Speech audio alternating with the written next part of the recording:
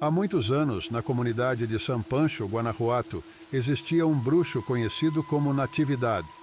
A lenda conta que ele era um bruxo poderoso, pois praticava magia negra, e para receber o poder que lhe foi concedido, teve que entregar sua alma ao diabo. O bruxo Natividad disse à sua mãe que, se morresse, não queria nenhum ato fúnebre. No entanto, quando isso aconteceu, a mãe de Natividad ignorou os desejos do filho e procurou uma maneira de fazer um funeral. Como era de se esperar, em San Pancho ninguém queria velar o corpo, pois temiam que algo ruim pudesse acontecer.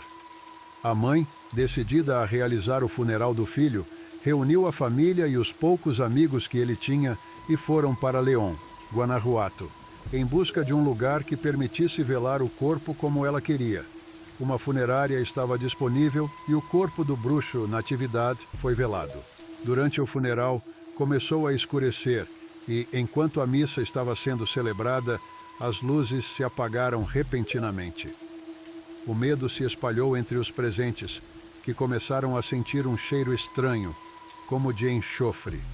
As pessoas se olharam e perceberam que algo sobrenatural estava acontecendo, o que obviamente não desejavam. Acenderam velas para iluminar a sala e os aflitos, junto com o pessoal da funerária, viram um homem de preto ao lado do caixão. De repente, um incêndio começou a se espalhar pela sala. Todos tiveram que sair rapidamente, sem poder retirar o corpo do bruxo Natividad.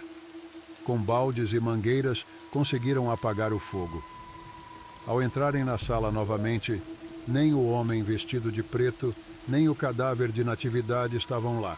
Dizem que essa funerária nunca mais abriu as portas ao público depois desse acontecimento aterrorizante, pois coisas muito ruins começaram a acontecer. Rapidamente se espalhou o rumor de que em León, Guanajuato, havia aparecido o próprio diabo.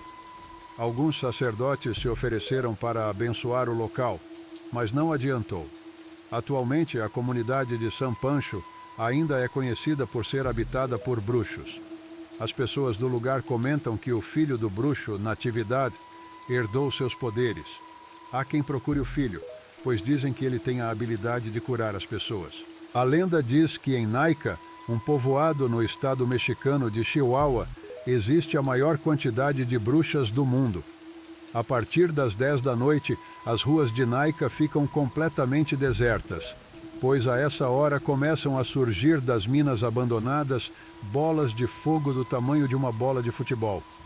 Essas misteriosas bolas de fogo são as bruxas, que se escondem sob essa aparência para percorrer os céus e tentar capturar alguma pessoa desprevenida que não tenha se escondido em casa. A história mais famosa é a de Montserrat, uma jovem de apenas 16 anos que trabalhava com o padeiro do povoado para ajudar seus pais. Uma tarde, Monse, como era conhecida, decidiu ir ao lago para admirar a bela lua refletida na água. O tempo passou e o som dos sinos ecoou por todo o povoado, alertando os habitantes de que era a hora das bruxas. No entanto, a jovem Montserrat não conseguiu voltar para casa a tempo, e as bruxas a capturaram, deixando-a sem rastro, e a transformaram em uma nova bruxa de Naica. Apesar de todos os moradores procurarem a jovem, não conseguiram encontrá-la. Muito tempo depois, algumas pessoas disseram tê-la visto no lago, mas sua beleza havia desaparecido, e agora ela era uma mulher totalmente diferente, de aparência horrível e deformada. Esta lenda nasceu com a chegada de uma figura esbelta, alta e extremamente elegante às vitrines de uma loja de noivas em março de 1930. Na época, a figura causava impacto pelos traços e acabamentos tão realistas, tanto no rosto quanto no corpo. Os olhos de vidro, as pestanas e o cabelo humano autêntico davam a ela um toque como se fosse uma pessoa de verdade. Disse que algumas funcionárias da loja a viram chorar e até se mover, fazendo com que pedissem demissão. Outras pessoas dizem que, ao passar pela rua, a figura lhe sorriu. A lenda conta que, após a chegada deste manequim à loja, a filha de Dona Pascoala morreu ao ser mordida por uma viúva negra pouco antes de seu casamento. Posteriormente, disse que Dona Pascoala mandou mumificar o corpo da filha para preservá-lo, vestindo-a com o vestido de noiva e exibindo-a na loja. Ela afirmou que o corpo não era de um manequim e que apenas os funcionários de confiança podiam trocar suas roupas. A lenda conta que, após a chegada deste manequim à loja, a filha de Dona Pascoala morreu ao ser mordida por uma viúva negra pouco antes de seu casamento. Posteriormente, disse que Dona Pascoala mandou mumificar o corpo da filha para preservá-lo, vestindo-a com o vestido de noiva e exibindo-a na loja. Ela afirmou que o corpo não era de um manequim e que apenas os funcionários de confiança podiam trocar suas roupas.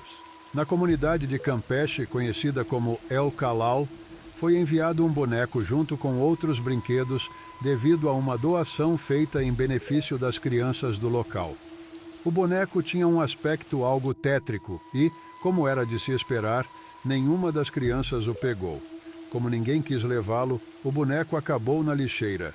Mais tarde, um homem que passava pelo local viu o boneco e ficou triste por ele. Então decidiu levá-lo para casa.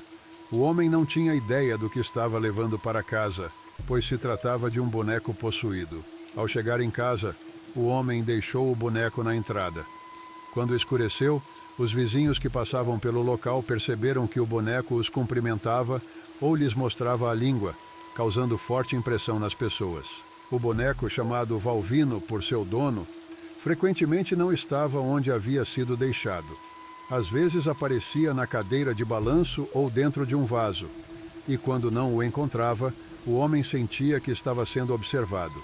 Após vários eventos paranormais, o dono de Valvino decidiu levar uma curandeira à sua casa.